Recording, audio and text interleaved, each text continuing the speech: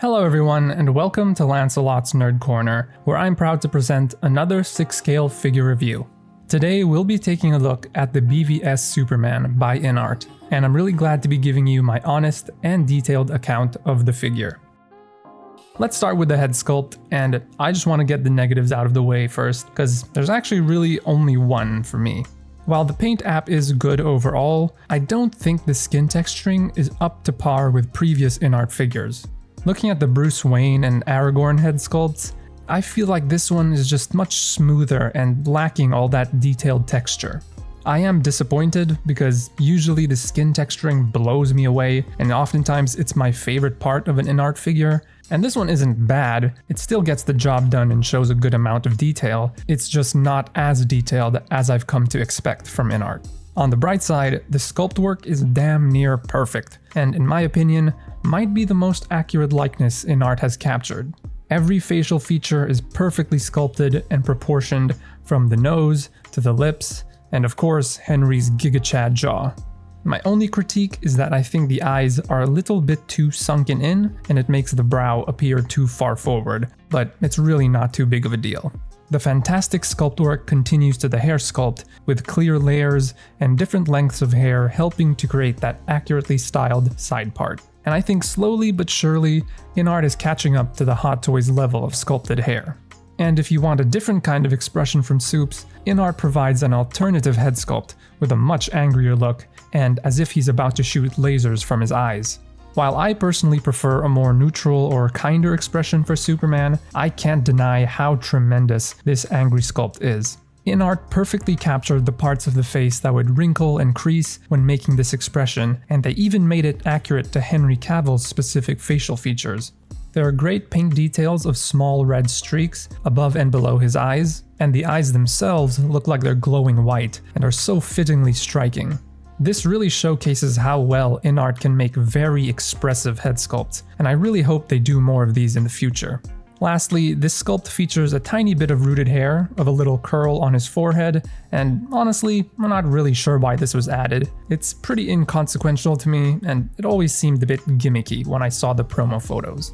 Both head sculpts feature separate rolling eyeballs, and in order to access them, simply pull the head sculpt off and use your fingers to move the eye pegs inside the head sculpt.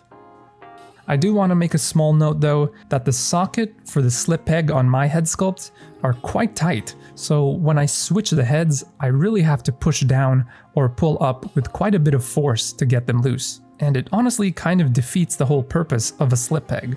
And I'll just have to chalk it up to another small but frustrating quality control issue with InArt. Now let's take a look at the figure itself, starting with the body, which is accurately very muscular and beefy, and in my opinion quite accurate to Henry's actual physique in the film. However, some areas may be too muscular, as the figure has the age-old issue of the lats being too big that the arms can't sit flush by his side. In fact, it's a little bit worse here because you can't even really externally rotate the elbows out. But other than that, the articulation is pretty standard for a muscular body, and the joints feel nice and stiff. Also, the body itself is sculpted to have specific details like muscle striations on the shoulders and very defined abs, which you can see through the suit, because the suit is made of a super thin and soft silk-like fabric. And there are some concerns in the community that it may be too thin. It's not really a problem in areas like the torso or thighs, but in areas that will be articulated often, like the elbow crease, the shoulder joint, or the knees. And I do share some of these concerns, as I'm just a little bit afraid the suit might be susceptible to ripping or splitting down the line. However, one upside of the thin material is that the creasing and folds are not as large or noticeable. The execution of the design is phenomenal though. It has that Kryptonian overlay throughout the whole suit that looks sort of like chainmail armor, and I always loved this aspect of the suit, especially because the material InArt used is a bit shiny, so when light hits it a certain way, you can see small glints of light reflecting beautifully off of it. And it's quite symbolic too, like Superman is a glimmer of light in the darkness. The suit also has few more prominent overlays of series of lines on the torso, legs, and forearms. In the middle of the chest is the undeniably iconic Superman symbol, and the first thing that stood out to me was the colors. It's the perfect shade of red, and especially that bright gold, it immediately draws the eye. And I love how you can clearly see the S is layered on top of the gold background, because it is more screen accurate that way. And throughout the whole symbol is the same chainmail pattern with a more distinct design going through the middle of the S. The gold areas around the waist that resemble a belt have a similar shade of gold, but they're a bit brighter. They also feature Kryptonian design elements embossed on them, and I really have to give props to InArt for the tremendous accuracy and level of detail. The boots are made of the same material as the rest of the suit and has that same chainmail pattern. It accurately has the V-cut on top of the boots, and it isn't split cut, but that's not a problem as the material is very flexible. In terms of the general tailoring, it's done quite well overall, and it's accurately tight-fitting, but there's a big problem of the suit material being way too slippery on the body underneath. This makes it a bit tricky to pose sometimes, and even worse when switching hands, as the areas of the suit that are a bit loose will move around a bit, namely the forearm area, so you will often have to adjust them closer to the hands. Speaking of which, the figure comes with a total of 12 hands, including a pair of fist, relaxed, open palm, pinching, spear holding, as well as another individual spear holding, and cowl grabbing gesture. While there are nice details of subtle veins and wrinkles on each gesture, like with the head sculpt, the overall paint app and skin texturing is nowhere near what I've come to expect from InArt. It's a lot smoother with a lot less details than previous figures, and to be clear, it's not bad, it's just not what I know InArt is capable of. Also just want to make two small notes just so you're aware, but the wrist pegs for some reason are silver color, not really sure why InArt chose to do this. And secondly, the pegs do not feature the magnet connection, unlike with previous InArt figures. It's just a normal friction peg this time. The cape is a gorgeous bright red and made of a very soft and slightly elastic fabric. It is a drape cape and flows very nicely, partly because the folds of the cape near the top are actually sewn together to maintain that pleated appearance. And I think this is a really cool and helpful design choice. But if you're yearning for a more dynamic pose, fear not. InArt provides an alternative wired cape.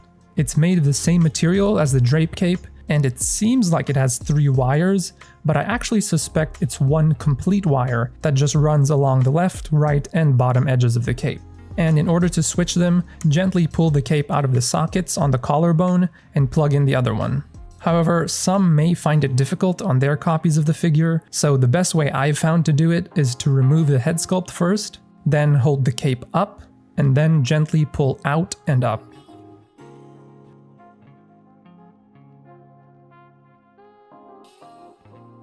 Now that we've gone over the entire figure, let's take a look at all the accessories the figure comes with. The figure comes with the alternative head sculpt, alternative cape, and hands that we already covered, as well as a display base, kryptonite spear, lump of kryptonite, Batman cowl, Polaroid photos, and a kryptonite grenade. The display base is meant to look like a large slab of stone rubble. And the sculpt work is truly incredible as it features all these bumps, cracks, and different layers of stone. It's also painted very realistically and appropriately weathered. There are metal rods sticking out of the sides, but thankfully they're made of soft rubber, so it's no hazard. And in the front is the Superman symbol with the Kryptonian design around it. And if it looks like there's a portion in the back that's separated from the base, it's because it is. It can be removed to reveal the socket for the flight pole, which is just a straight plastic rod. And in order to have him in a flying pose, simply unzip the back of the suit, revealing a socket to insert the flight pole into. Lastly, the base is magnetic with 2 adjustable magnets that can be moved by opening the bottom of the base. The kryptonite spear is such an awesome accessory that I just want to have on my desk at all times. There's so many amazingly sculpted components, from the different metal textures, the little nuts and bolts, and all the other mechanical metal things that I just can't properly describe. However, my favorite part is the kryptonite spear tip. It's the perfect shade of green and perfect translucency, where it becomes more see-through under certain lighting conditions. It's also sculpted so well with all these bumps and ridges, conveying how raw and unrefined this hunk of kryptonite is. And I noticed it has grooves all over the edges to show how it was carved and chipped into that shape, showcasing great attention to detail from InArt. The lump of kryptonite is a very similar story with the sculpt work, but it's less translucent since this chunk has more mass. It also has a bunch of cube shapes sticking out of it, and I'm not too familiar with the composition of kryptonite as an element, so I'm not really sure if it's accurate. I just wanted to point it out. The Batman cowl is in the style of the BvS cowl and has all the accurate features like the shape, the short bat ears, and the very angry expression.